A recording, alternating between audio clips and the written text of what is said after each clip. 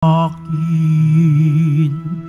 Linisin mo sana ang aking karumhan at patawarin mo ang aking kasalanan. Ako'y kaawaan, o mahal kong Diyos, sang-ayon sa iyong kagandahang loob. Mga kasalanan ko'y iyong pawiin, ayon din sa iyong pag-ibig sa akin. Sa ngalan ng Ama at ng Anak at ng Espiritu Santo, Amen. sumainyo ang Panginoon. At sumaiyo rin. Mga kapatid, aminin po natin ang ating mga kasalanan upang marapat tayong gumanap sa banal na pagdiriwang. Inaamin ko Sa makapangyarihan Diyos at sa inyo mga kapatid, na lubha akong nagkasala sa isip, sa salita at sa gawa, at sa aking pagkukulang. Kaya isinasamo ko sa mahal na Birheng Maria, sa lahat ng mga anghel at mga banal, at sa inyo mga kapatid, na ako'y ipanalangin sa Panginoong ating Diyos.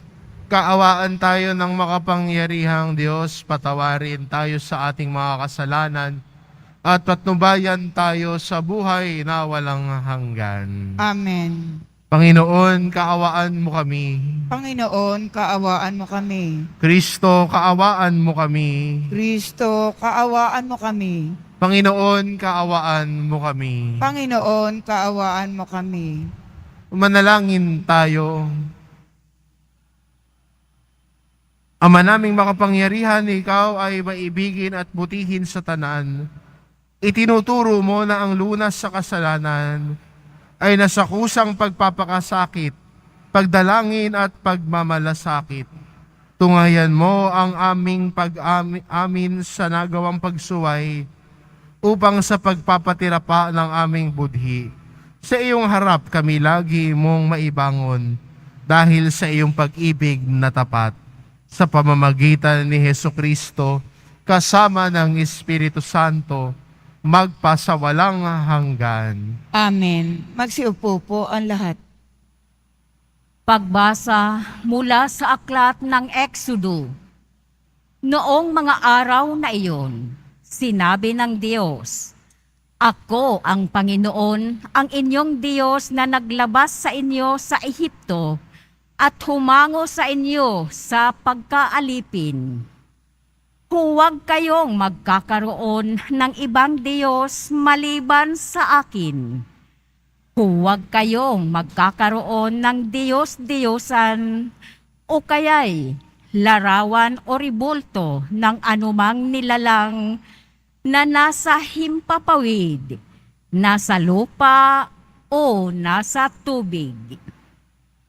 Huwag kayong yuyukod o maglilingkod sa alinman sa mga Diyos-Diyosang iyan, sapagkat akong Panginoon ay manibughuin. Parurusahan ko ang lahat ng aayaw sa akin, pati ang kanilang mga anak hanggang sa ikaapat na salin lahi. Ngunit ang lahat ng umiibig sa akin ay pagpapalain ko hanggang sa kanilang kaapu-apuhan. Huwag ninyong babanggitin sa walang kabuluhan ang pangalan ng Panginoon, sapagkat parurusahan ko ang sinumang bumanggit nito ng walang kabuluhan. Italaga ninyo sa akin ang araw ng pamamahinga. 6 na araw kayong gagawa ng inyong gawain. Ang 7 araw ay araw ng pamamahinga at itatalaga ninyo sa akin. Sa ikapitong araw, walang gagawa isa man sa inyo. Kayo, ang inyong mga anak, mga katulong, ang inyong mga hayop o sino man naninirahan sa inyong bayan. 6 na araw na ginawa ko ang langit, ang lupa, ang mga dagat at ang lahat ng nasa mga ito. Na mahinga ako sa ikapitong araw. Itinangi ko ito at itinalaga para sa akin. Igalang ninyo ang inyong ama't ina. Sa gayoy, mabubuhay kayo ng matagal sa lupaing ibinigay ko sa inyo. Huwag kayong papatay. Huwag kayong mangangalunya. Huwag kayong magnanakaw. Huwag kayong sasaksi sa di katotohanan laban sa inyong kapwa. Huwag ninyong pag-iimbutan ang sambahayan ng inyong kapwa, ang kanyang asawa, mga alila, mga baka, asno o ang anumang pag-aari niya. Ang salita ng Diyos. Salamat sa Diyos. Panginoong iyong taglay, ang salitang bumubuhay. Panginoon, iyong taglay, ang salitang bumubuhay. Ang batas ng Panginoon ay batas na walang kulang. Ito'y utos na ang dulot sa tao ay bagong buhay. Yaong kanyang mga batas ay mapagtitiwalaan, nagbibigay ng talino sa lahat ang kaisipan. Panginoon, iyong taglay, ang salitang bumubuhay. Ang tuntuning ibinigay ng puon ay wastong utos. Liligaya ang sinuman kapag ito ang sinunod. Ito'y wagas at matuwid pagkat mula ito sa Diyos. Pangunawa ng isipan, yaong bungang idudulot. Panginoon, iyong taglay, salitang bumubuhay. Yaong paggalang sa puon ay marapat at mabuti. Isang banal na tungkulin na iiral na parati. Pati mga hatol niya'y matuwid na kahatulan.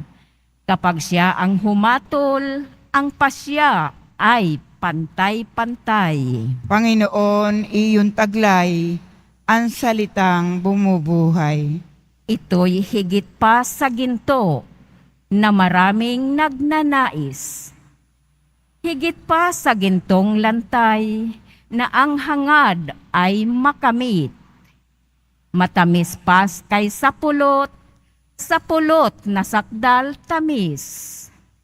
Kahit anong pulot ito na dalisay at malinis. Panginoon, iyong taglay, ang salitang bumubuhay.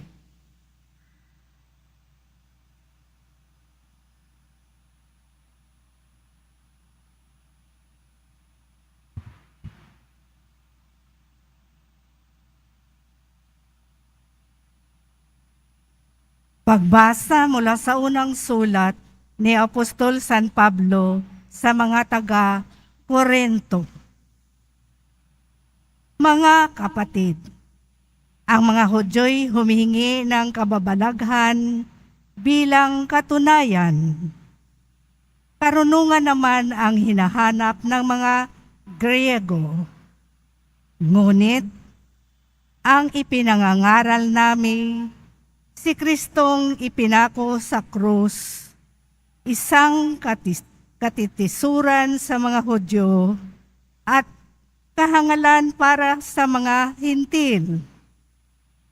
Subalit sa mga tinawag ng Diyos, maging Hudyo at Griego, si Kristo ang kapangyarihan at karunungan ng Diyos, sapagkat ang inaakala nilang kahangalan ng Diyos ay karunungan higit kaysa lahat ng karunungan ng tao. At ang inaakala namang kahinaan ng Diyos ay lakas na higit sa lahat ng kalakasan ng tao. Ang salita ng Diyos. Salamat sa Diyos. Magsitayo po ang lahat.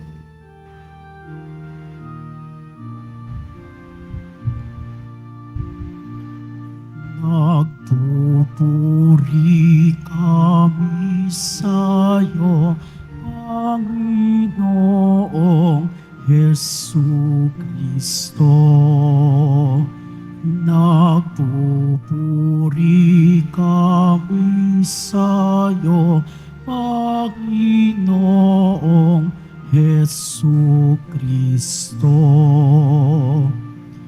Pag-ibig sa sanlibutan ng Diyos ay gayon na lamang, Kanyang anak ibinigay upang mabuhay kailanman ang nananalig na tunay. Nagpupuri kami sa'yo, Panginoong Hesu Kristo.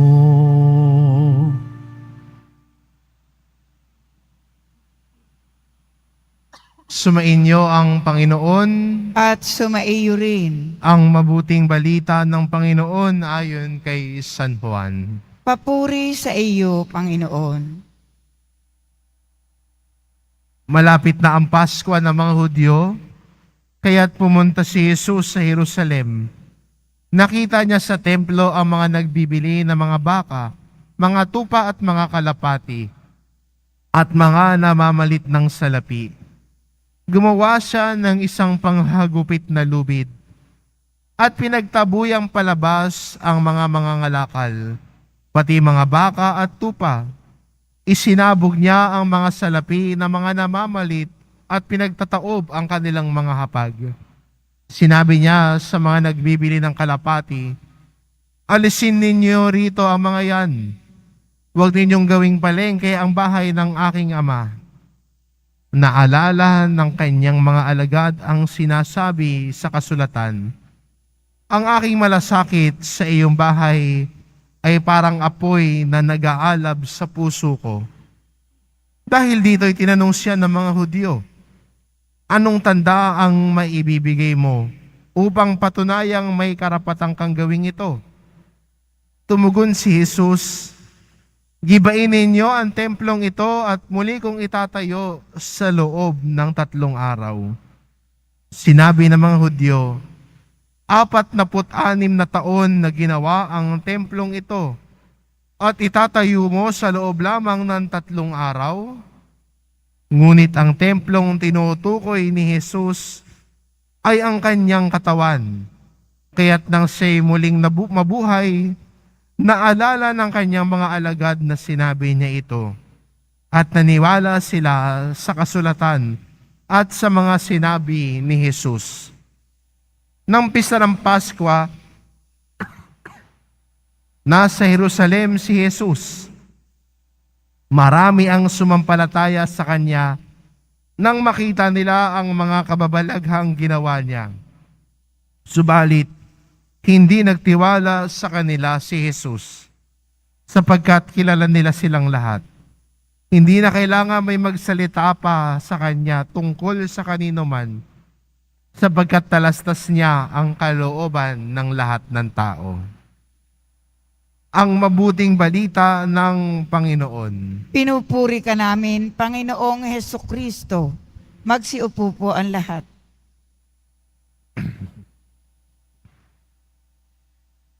Yung kwento sa Ebanghelyo natin ay pamilyar sa atin. Si Jesus ay pinagtabuyan ang mga namimili, ang mga nabebenta ng baka, tupa at kalapati, at pinagtataob ang mga lamesa ng mga nagpapapalit ng salapi. Pero magandang itanong, bakit sila naroon? Bakit nagkaroon sa templo na mga nagbebenta ng baka, ng tupa, kalapati, at nagpapalit ng salapi? Ayon po sa mga mag-aaral ng salita ng Diyos, kaya daw may mga nagbebenta ng baka, tupa at kalapati ay for convenience.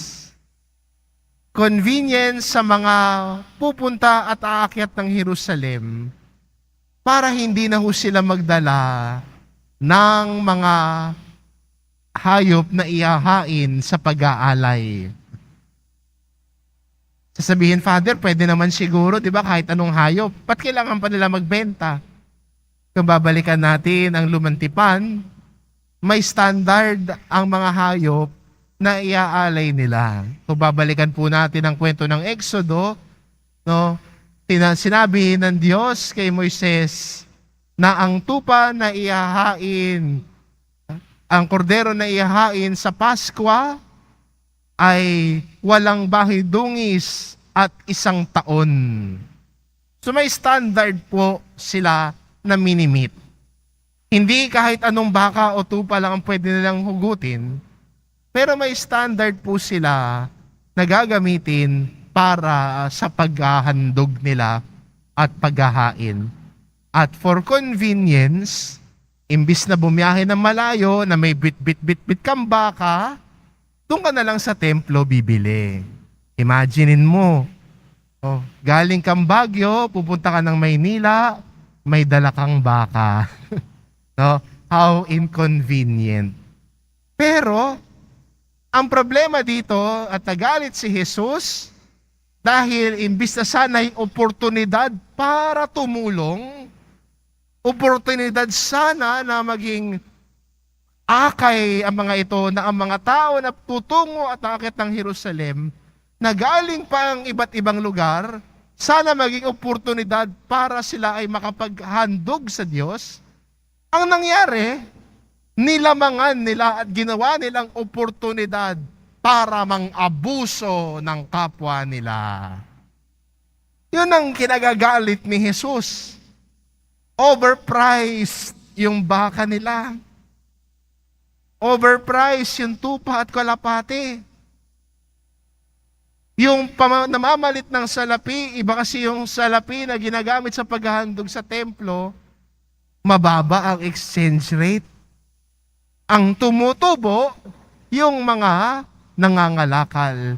Imbis na sana maging daluyan para tulungan sila, naging oportunidad para manlamang ng kapwa. Maganda po sa ating paglalakbay sa panahong ito ng Kwaresma na mula sa ating taimtim na pananalangin, sa ating pagnanais na magbalik loob sa Diyos sa pakikinig sa Kanyang salita, sana ay hanapin din natin ang bawat oportunidad para tumulong sa kapwa. Sana hanapin natin yung bawat oportunidad na pwede nating akayin yung kapwa natin palapit kay Jesus. Hindi niyo, alam niyo ba, di ba sa ating mga Pilipino, may tawag tayo sa taong kinukuhang oportunidad para manlamang ng kapwa. Anong tawag natin doon? Oportunista. Sana hindi tayo maging oportunista para manglamang ng kapwa, para tumapak ng kapwa. Sana yung bawat mga oportunidad na ibinibigay sa atin ng Diyos ay gamitin natin para iunat ang kapwa, ang kamay natin, para tulungan ang kapwa natin. Gamitin sana natin ang bawat oportunidad na ibinibigay ng Diyos sa atin para ang akayin ng kapwa natin palapit kay Jesus. Gamitin sana natin ang bawat oportunidad na ibinibigay sa atin ng Diyos para maging daluyan tayo ng biyaya ng Diyos. What are the opportunities given to God by God to you right now to be able to help others? Oportunidad na tumulong. Oportunidad na dumamay. Oportunidad na makilakbay. Alam niyo ho, sa totoo lang, minsan ay nakakadurog po ng puso, no? Na minsan may mga oportunista rin po dito sa loob ng simbahan. Huwag niyo na hong tignan yung katabi mo. Nang husga ka pa. Minsan no, nakakadurog po ng puso na minsan may lalapit po sa opisina at sinasabi at ang kwento ay habang nagdarasal daw siya, pagtingin daw niya sa bag niya, wala na. Nagdadasal ng ama namin, nakataas ang kanyang kamay, pagtingin niya sa bag niya, bukas na at wala na ang cellphone niya. Kung narito ka ngayon, mahiya ka naman sa Diyos. Huwag mong gawing oportunidad to para manlamang at manghamak ng kapwa mo. Pagkakataon na nilang magdasal ito, pagkakataon na nilang pumunta rito sa dambana na mahal na pong Jesus Nazareno ito, para magpasalamat, para magdasal at may hinihingi, do not take that away from them. Mahiya ka naman sa Diyos. At sana po sa atin bilang Kristiyano, gamitin lagi natin ang bawat oportunidad para dumamay sa kapwa natin, makilakbay sa kapwa natin. Sa Ebanghelyo, nagalit si Jesus dahil imbis na oportunidad na tumulong, oportunidad na akayin ang kapwa nila Hudyo para makapaghandog ng buo sa Diyos at makagawa ng handog na kalugod-lugod sa Diyos, abay, ginamit pa ito para sa sarili nilang kapakanan. Sana tayo bilang Kristiyano, akayin din natin ang kapwa natin na ang bawat isa ay makapaghandog sa Diyos ng buong buo. Makapaghandog ng kanyang buhay, makapaghandog ng kanyang sariling pag-aalay, sariling pagsasakripisyo. Lalong yung panahong ito ng Kwaresma, no? Mahilig tayo gumawa ng mga munting sakripisyo natin para sa Panginoon. Mga paraan na tayo ay tumatalikod sa kasalanan. Huwag ka nang maging masamang impluensya sa kapwa mo. At sasabihin mong, huwag ka nang magsimba. Kain na lang tayo. Huwag ka na lang magdasal. Inom na lang tayo. Huwag sana natin gawin ang bawat oportunidad na yan para ilayo ang kapwa natin mula sa Diyos. Kundi, akayin natin sila palapit sa Diyos. Akayin natin sila na makapaghandog ng buo sa Diyos. Makapagdasal, makalapit kay Jesus. Huwag nating harangan, huwag nating hadlangan. Kaya ho, magandang hamon sa atin, sa ating ebanghelyo ngayon, na ang kinagalit ni Jesus, yung mga oportunista sa templo. Pero ang tinuturo sa atin ni Jesus, hanapin ang bawat oportunidad, gamitin ang bawat oportunidad na ang kapwa ay akayin para makapaghandog sa Diyos. Amen. Magsitayo po ang lahat.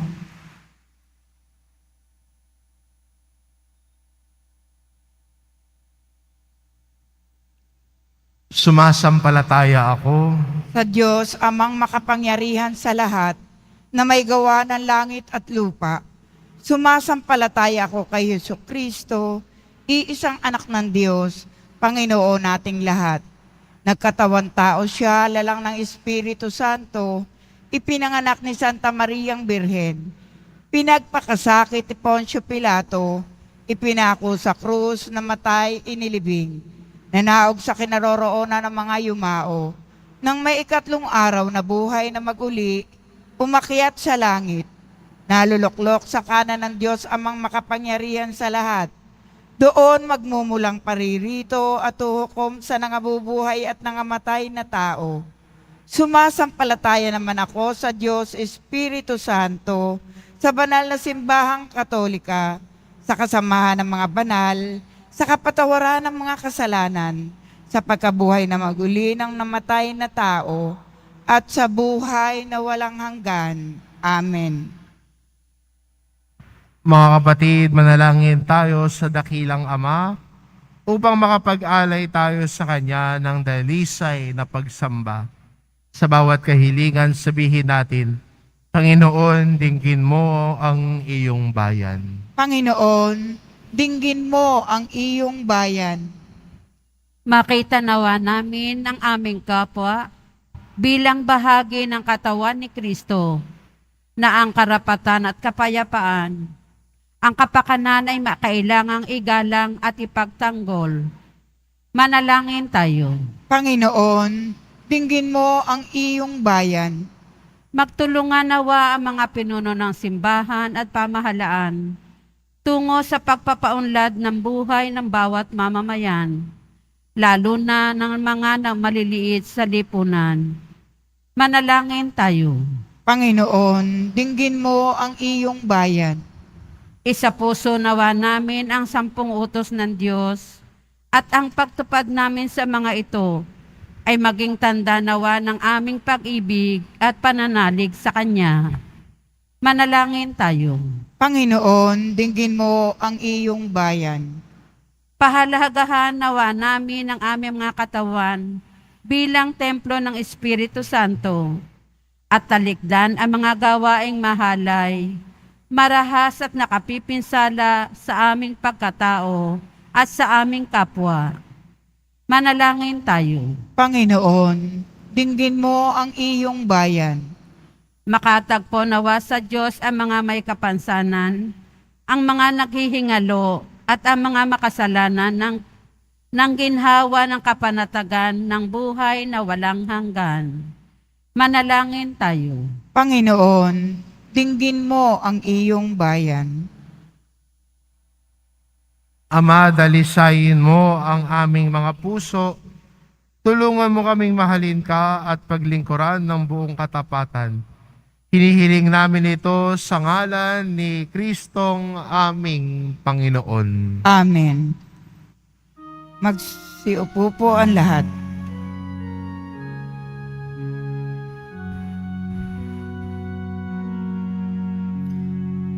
Sa pagsunod sa utos mo,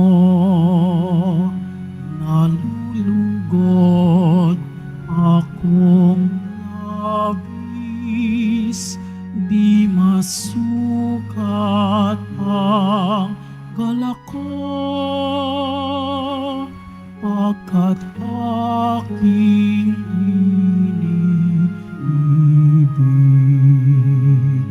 Sa'yo, Ama, aming handog ang tinapay at alak na ito, handog ng iyong bayang sumasamo, humihingi ng patawad mo. Magsitayo po ang lahat. Manalangin kayo mga kapatid upang ang paghahain natin ay kalugdan ng Diyos amang makapangyarihan. Tanggapin nawa ng Panginoon itong paghahain sa iyong mga kamay, sa kapurihan niya at karangalan, sa ating kapakinabangan at sa buong sambayanan niyang banal. Ama naming lumikha, kalugdan mo ang aming paghahain upang ang mga kalakasan naming inihingi ng kapatawaran mo ay matutuhan din naming ipatawad sa kapwa-tao. sa pamamagitan ni Jesucristo, kasama ng Espiritu Santo, magpasawalang hanggan. Amen. Sumainyo ang Panginoon. At sumaiyo rin. Itaas sa Diyos ang inyong puso at diwa. Itinaas na namin sa Panginoon. Pasalamatan natin ang Panginoong ating Diyos. Marapat na siya ay pasalamatan. Ama naming makapangyarihan, tunay ngang marapat na ikaw ay aming pasalamatan sa pamamagitan ni Jesucristo na aming Panginoon. Sa pagbabakasakali mong kami bubuti, isinugo mo si Jesucristo upang pangunahan kami. Bilang pagsunod sa iyong atas na bigay, ipinahayag ng iyong anak ang iyong kalooban na ang mga apitdukhay kanyang damayan. Ngayon ay iyong inihahandog ang pagkakataong aming mais sa loob, ang kanyang ganap at kusang paglilingkod, upang sa iyo'y lagi kaming makasunod. Kaya kaysa ng mga anghel na nagsisiawit ng papuri sa iyo, nang walang humpay sa kalangitan, kami nagbubunyi sa iyong kadakilaan.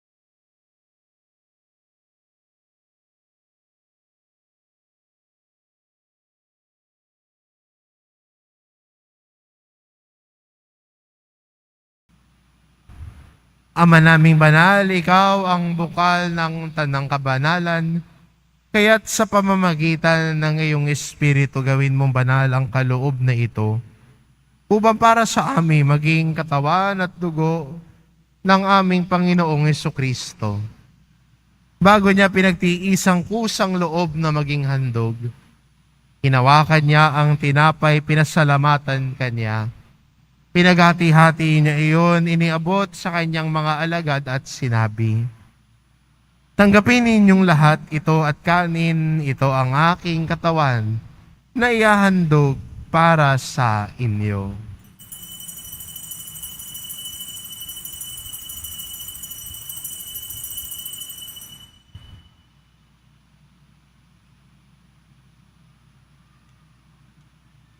Gayun din naman na matapos ang hapunan, hinawakan niya ang kalis. Muli kanyang pinasalamatan. Iniabot niya ang kalis sa kanyang mga alagad at sinabi, "Tanggapin ninyong lahat ito at inumin, ito ang kalis ng aking dugo, ng bago at walang hanggang tipan. Ang aking dugo na ibubuhos para sa inyo at para sa lahat, sa ikapagpapatawad ng mga kasalanan.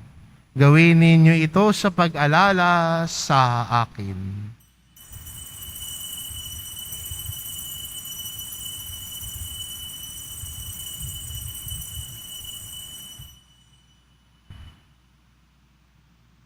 Magsitayo po ang lahat. Ipagbunyi natin ang misteryo ng pananampalataya. Si Kristo'y namatay, si Kristo'y nabuhay, si Kristo'y babalik sa wakas ng panahon. Ama, ginagawa namin ngayon ang pag-alala sa pagkamatay at muling pagkabuhay ng iyong anak. Kaya't inaalay namin sa iyo ang tinapay na nagbibigay buhay at ang kalis na nagkakaloob ng kaligtasan. Kami nagpapasalamat dahil kami iyong minarapat na tumayo sa harap mo para maglingkod sa iyo. Isinasamo namin kaming magsasalo-salo sa katawan at dugo ni Kristo ay mabuklod sa pagkakaisa sa pamamagitan ng Espiritu Santo. Ama, lingapin mo ang iyong simbahang laganap sa buong daigdig Puspusin mo kami sa pag-ibig. Kaisa ni Francisco na aming Papa at ni Jose na aming Obispo at ng Tanang Kaparian. Alalahanin mo rin ang mga kapatid naming nahimlay na may pag-asang sila'y muling mabubuhay. Gayon din ang lahat ng mga pumanaw. Kaawaan mo sila at patuloyin sa iyong kaliwanagan. Kaawaan mo at pagindapatin kaming lahat na makasalo sa iyong buhay na walang wakas. Kaisa na mahal na Birheng Maria na ina ng Diyos, ng kabiyak ng puso niyang si San Jose, kaisa ng mga apostol at ng lahat ng mga banal na namuhay dito sa daigdig ng kalugod-lugod sa iyo, maipagdiwang nawa namin ang pagpupuri sa ikararangal mo sa pamamagitan ng iyong anak na aming Panginoong Hesu Kristo.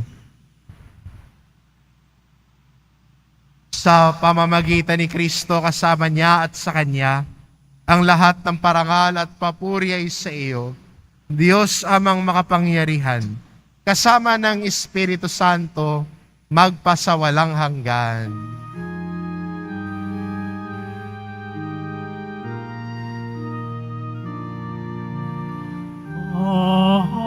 Amen. Amen. Amen.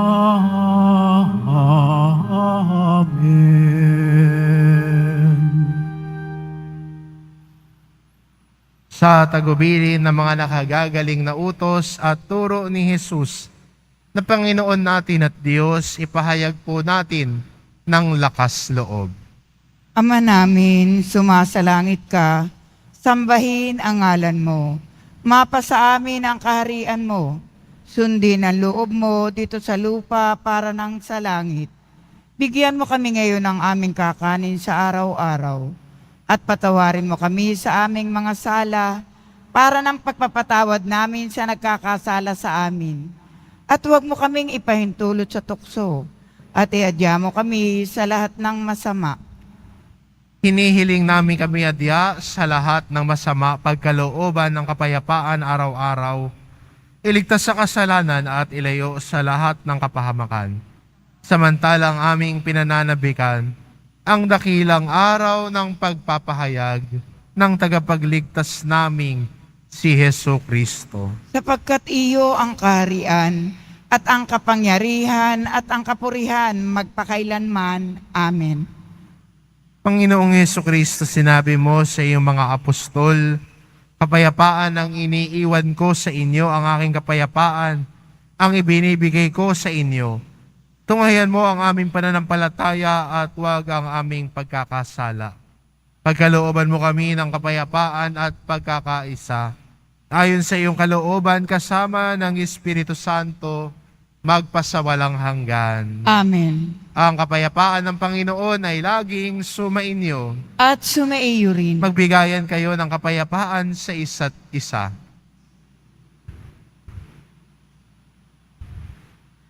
Kordero ng Diyos na nag-aalis ng mga kasalanan ng sanlibutan, maawa ka sa amin. Kordero ng Diyos na nag-aalis ng mga kasalanan ng sanlibutan, maawa ka sa amin. Kordero ng Diyos na nag-aalis ng mga kasalanan ng sanlibutan, ipagkaloob mo sa amin ang kapayapaan. Magsiluhod po ang lahat.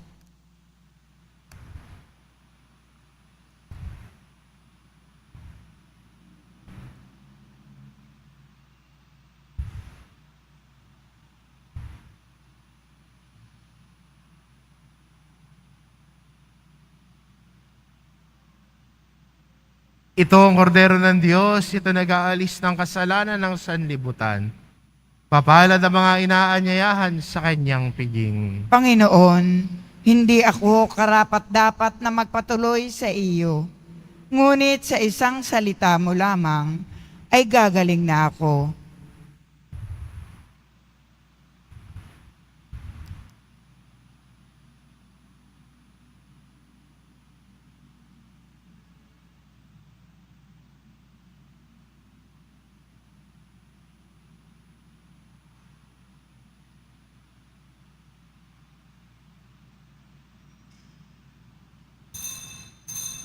Para sa lahat ng tatanggap ng banal na komunyon, sasagot po tayo ng amen. Pagkasabi ng pari o ng lay minister ng katawan ni Kristo at isubo agad sa bibig bago umalis sa harapan ng pari o ng lay minister. Sumunod po tayo. Maraming salamat po.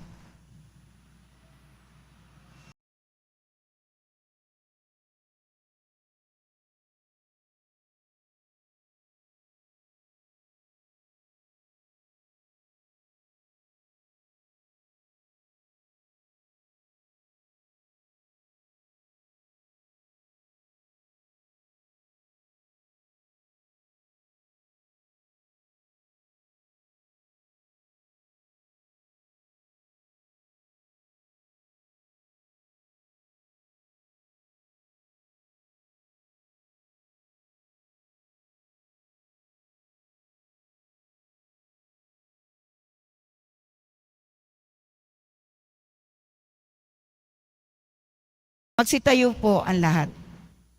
Manalangin tayo. Ama naming mapagmahal, sa pakikinabang namin sa iyong banal na piging, pinagsalu-saluhan namin ang bigay mong pagkain. Ang ginaganap namin ngayon sa pagdiriwang ay lubos nawang mangyari sa gawain namin araw-araw. Sa pamamagitan ni Jesucristo, kasama ng Espiritu Santo, magpasawalang hanggan. Amen. Sumainyo ang Panginoon. At sumaiyo rin. Mahal na pong Hesus Nazareno, inihayag mo sa pamamagitan ng krus ang walang maliw na pag-ibig ng Diyos sa sangkatauhan. Pakinggan mo ang kahilingan ng iyong angkan na nagsusumamo sa iyo. Makamtanawa nila ang iyong katugunan at tanggapin ang kasagutan ng may utang na loob na tinatanaw. Basbasan din po ninyo ang mga may dala-dala nilang imahen at dasalan.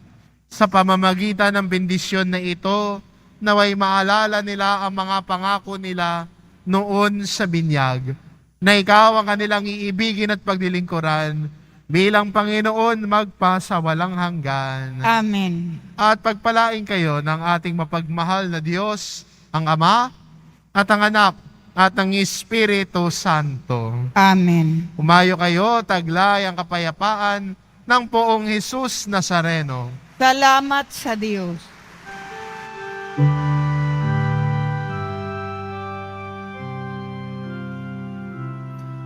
Nuestro Padre Jesús Nazareno, sinasamba ka namin,